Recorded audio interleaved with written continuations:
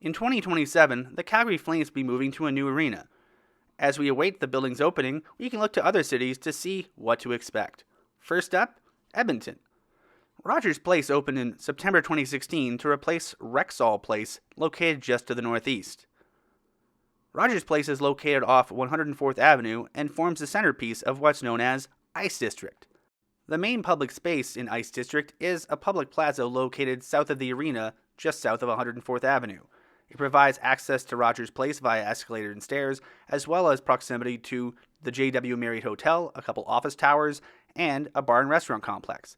In the winter months, there's a public skating rink, and in the warmer months, they take the rink out and use the space for gatherings such as fan watch parties. This is the space that Oilers fans refer to as the Moss Pit, in honor of former dressing room attendant Joey Moss. Up these stairs and escalators is Ford Hall. The arena's access off 104th Avenue is a bit limited, partially because of its location next to a 6-lane road. However, the areas they have developed are quite well done. They have the very fancy Wayne Gretzky statue, which is a favorite of fans, and the Hall of Fame room, where they hold press conferences, is adorned with memorabilia, trophies, and Hall of Fame displays. It's objectively really well done, and a great gathering space for fans on the street level. The street entrance on 104th is a set of stairs and escalators that bring you to a pedway, which provides access to the Grand Villa Casino, the downtown community arena, and a walkway to the LRT station on the north side of the building. At the top of this stairway is another stairway into Ford Hall. The downtown community rink is itself fairly bare bones, but it's still well executed. It's fairly basic, but there's seating and it's centrally located next to everything.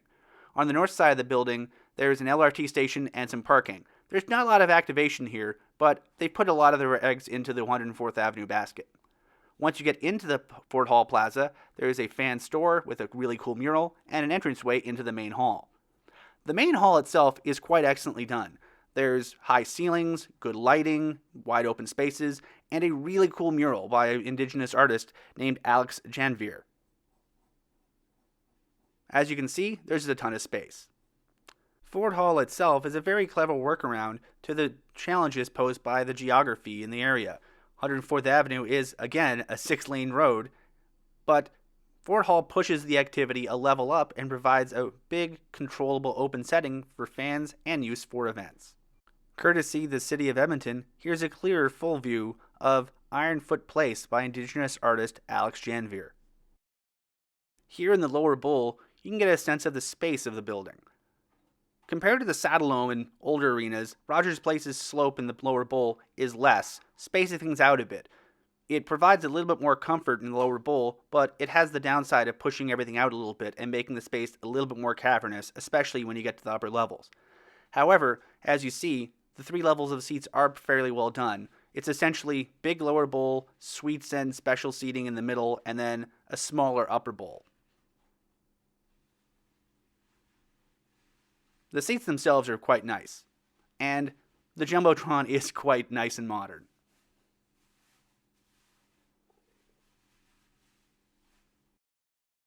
Now, seen from up top, you get a sense of the overall space of Rogers Place. There are 3 levels of seating again, big lower bowl, some suites and specialty seating in the middle, and then a smaller upper bowl. But compared to the Saddledome, again, you're a little bit further away from the action. Neither good nor bad, and again, this is sort of the way that arenas are trending these days, with large amenities-laden lower bowls and a little bit less the further up you go.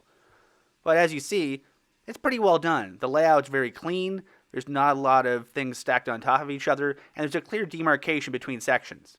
The good. Ford Hall is excellent, the use of space in general is quite good, and they have great public spaces. However, the lower bowl spacing pushes everything out, and there's not a lot of street level activation on the building itself. There are trade-offs that had to be made based on the space they had.